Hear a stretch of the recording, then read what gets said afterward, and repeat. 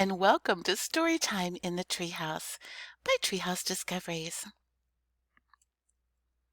Today in the book basket, we have Midnight in the Mountains by Julie Lawson and Sheena Loft.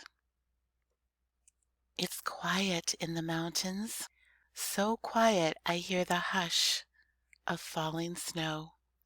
Mom and Dad are asleep. Patrick is asleep. Trouble, my dog, is asleep.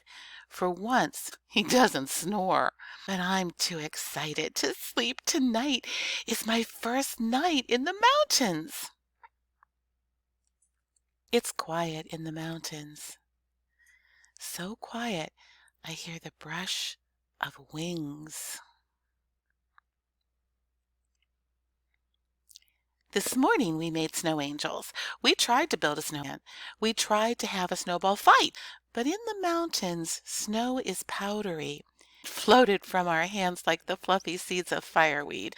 So we lay on our backs in deep, deep snow, sweeping arms and legs back and forth. Soon the frozen lake in front of our cabin was bright with angels. "Mine are winged monsters," said Patrick. I pointed to a shape that looked like a huge abominable snowman. "How did you make that?" Patrick laughed. "That's trouble."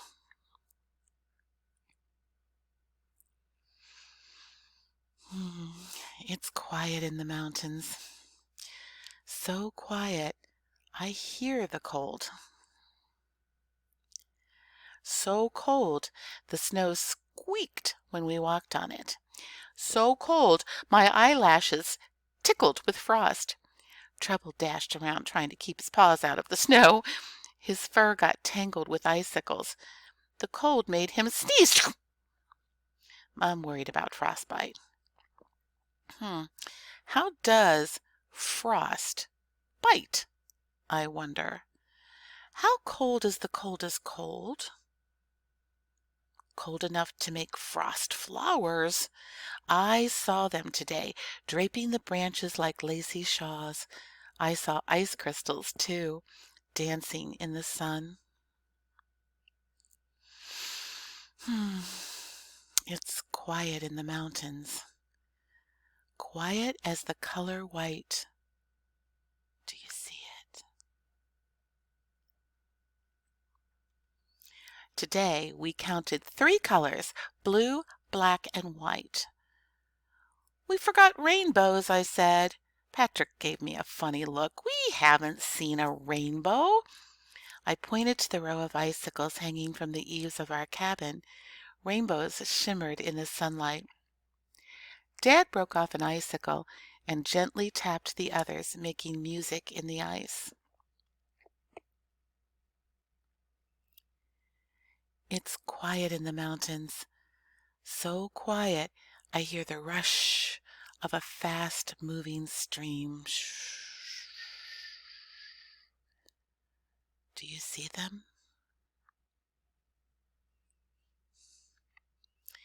After lunch, we walked along a frozen creek. In some places, the wind had swept the snow away. The ice was so clear we could see stones on the bottom. Fish darted in and out of the weeds and through the icy currents. "Trouble's walking on water," I said. Slip, slide, whee! And Trouble was gone, flat out across the creek. It's quiet in the mountains. So quiet. "It wasn't this afternoon." "Yep, yep, yep, yep." The huskies barked and pranced with excitement. The musher harnessed them to the dog sled and tucked us in. Then he stood at the back and shouted, "Hee, hee, hee!" The dogs stopped barking and sped off across the lake. "Chee, chee!" They turned to the right. "Ha, ha!" And they turned to the left. I looked over my shoulder and laughed. Look at Trouble trying to catch up. He wants to be a sled dog, too. Poor Trouble. We left him behind in no time. It's quiet in the mountains. So quiet I hear. "Ooh." Is that a wolf howling? Way off in the distance? Ooh, I shiver. Should I wake the others? No. I hug the sound, the secret, to myself. I wonder what secrets the huskies know about wolves and snow and mountains. I wonder if the wolves understand their language. Maybe the huskies were calling to the wolves. Come, set us free! Maybe the wolf is coming right now to the rescue. I hear a tiny sound from Trouble. Maybe he's dreaming of wolves. Tomorrow we're skiing around the lake. Patrick says it's easy. I can't wait to try. But first, as soon as I get up, I'll check the snow for tracks. After that, I'll make snow angels and winged monsters and a whole xylophone of rainbow ice. Then I'll go exploring in the woods with Trouble leading the way. Who knows what we'll see? Now I stare out the window and watch the snow. I love it in the mountains. It's so quiet. So quiet.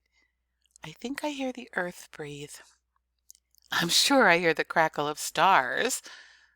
I know I hear the hush of new fallen snow. The end. If you'd like to know more about the tracks that she might see in the snow the next day, check out Footprints in the Snow. It's also in the book basket. And if you love reading about the mountains, check out our read aloud on Over on a Mountain. Thank you for stopping by for Storytime in the Treehouse, brought to you by Treehouse Discoveries.